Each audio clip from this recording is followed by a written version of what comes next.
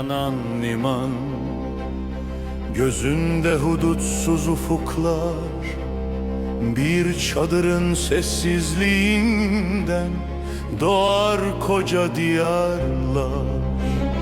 Kılıcında hak sesleri, adımında mazlum dualar, her hükmünde adalet var. Eğilmez, kırılmaz kararlar. Çınarın gölgesinde Osman Gazi, üç kıtaya uzanır tek bir seccade.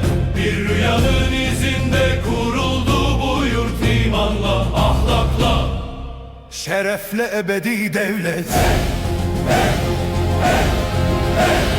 Gece dağlar şahittir, sekste de titrer taş toprak. Sabah olur sancak kalkar, arşa yükselir bir bayrak. Her kalede zulüm söner, her ovada umut yeşerir. Söz verilir, söz tutulur, kalplere güven yerleşir.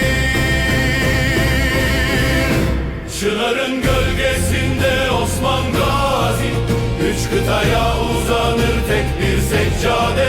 Bir rüyanın izinde kuruldu bu yurt, imanla, ahlakla, şerefle ebedi devlet.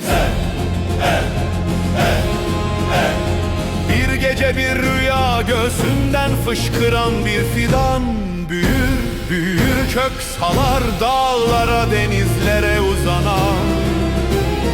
Her dalında bir belde, her yaprakta adalet çağlar.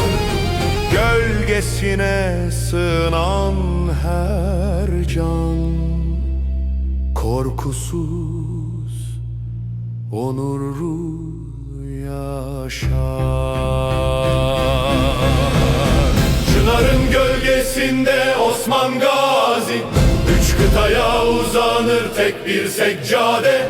Bir rüyanın izinde